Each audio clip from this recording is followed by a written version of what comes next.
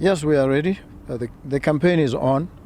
It will continue until the day before the elections as the law requires. And the elections we expect will be held last week of October. And so we are ready. We are preparing ourselves even more. So what we will do in the coming days is to scale up our campaign and continue to reach out to even the most far-flung places in the country. So we are ready. In terms of state of readiness of the Electoral Commission in that country, the body that is supposed to ensure that elections are free and fair, are you happy with processes? Well, we are not, and there are many reasons why we are not. Number one, we faced a serious challenge during the voter registration exercise when we demanded that all the political parties and all interested players be allowed to observe the process of registration itself. The Independent Electoral Commission refused. We went to court to challenge, and we were saying the law does not prohibit, but the democratic ethic impels that we be allowed to observe.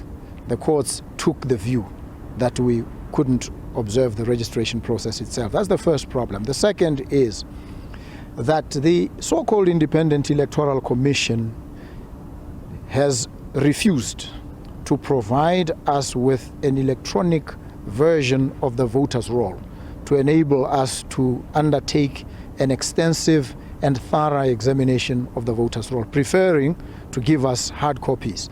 And you can imagine having to examine mountains of paper in relation to slightly over 1 million voters. That's a huge challenge. That has also incensed us, and it is an indication of the inability of the so-called Independent Electoral Commission to conduct a free and fair election. So it exposes their bias, it exposes the fact that they are not as independent as they purport.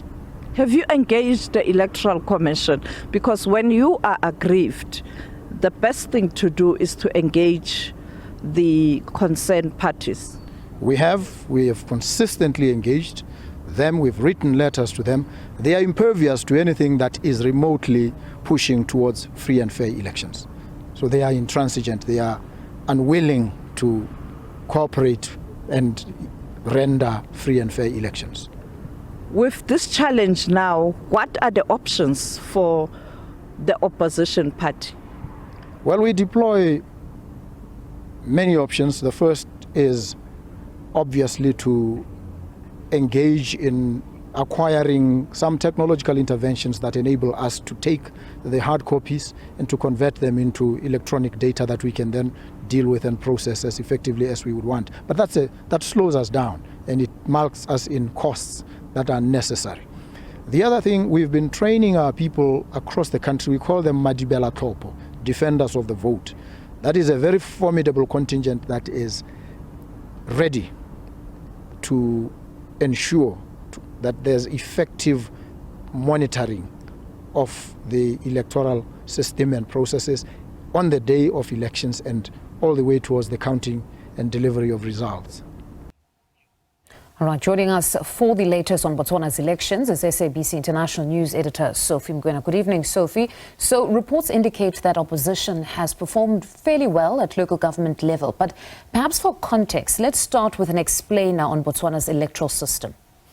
When you look at the electoral processes in Botswana, you have both the councillors who are elected at the same time with those who will be representatives of the people in the National Assembly. So right now, counting that is happening, it's now focusing on Parliament. They are done with the councillors, and we are told that the opposition UDC has done very well. But remember, you have to wait for the Electoral Commission to make formal official announcements, even though earlier on I heard that they did very well. And it looks like that trend is holding in terms of the parliamentary seats, because as we speak, in terms of tallying, the UDC is having more seats currently, and we don't know, maybe later we can see a different picture,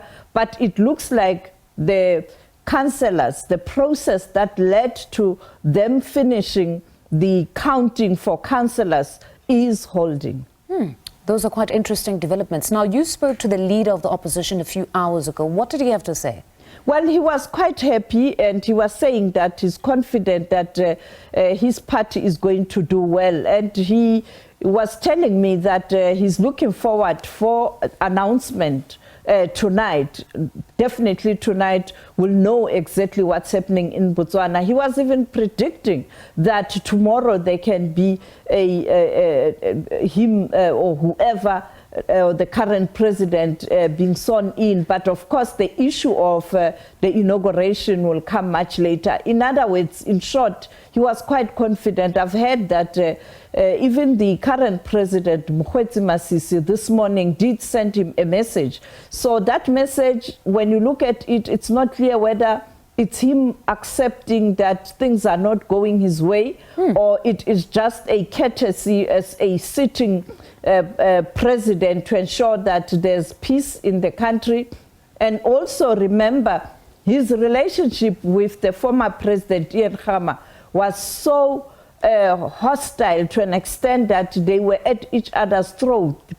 Perhaps he is preparing that there shouldn't be that kind of hostility, whatever the outcome. Then to the opposition support. We understand that the youth vote has significantly pushed the numbers for opposition.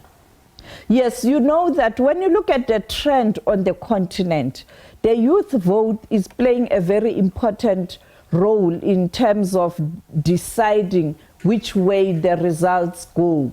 When you look at previous elections, be it Lesotho, Zambia, Kenya, and now it looks like even in Botswana, majority of young people rallied behind the opposition. But you have a situation where the party that was founded by the former president of Botswana, Ian Khama, doing very well in the countryside. So when you are able to close the gap in the urban with your young middle class voters, and you have another opposition which is more lenient towards the old school of thought or senior people in the rural countryside. So you are able to weaken the governing party.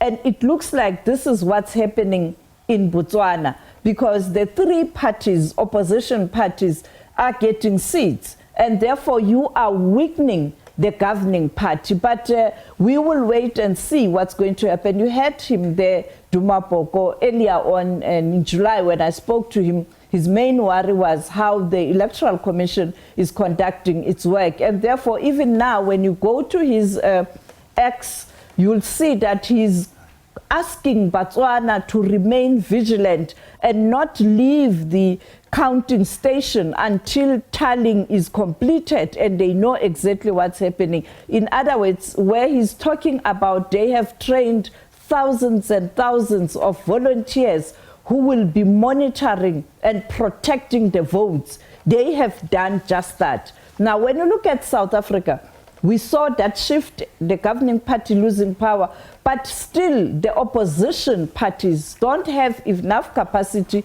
to mend each and every polling station. But the governing party did lose elections, the outright majority. So it looks like Botswana did monitor what was happening in South Africa, and they did much better. Now the focus is on Namibia. As you know, that another liberation organization, SWAPO, will be contesting elections in Namibia. Even there's a lot of information coming from Namibia that there's a push to ensure that there's change, but we don't know. But as countries observe other countries, how they are conducting their business, I think political parties in different countries are adopting different strategies, either from the governing party or from the opposition. And you see that shift in the SADC region. Now you are left with Tanzania that is still under the Liberation Organization.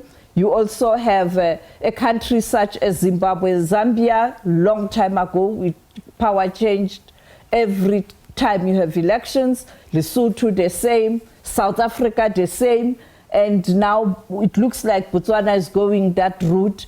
The issue is what's going to happen to Namibia and Tanzania in 2026 when the country is going to elections. So there's I don't know, it looks like the liberation organizations will have to go back to the drawing boards and to see and to kind of change and adapt with the current trend. Sophie, thank you very much for that update. We trust you to keep us abreast of all developments in Botswana. That was SABC International News Editor Sophie Mokoenae.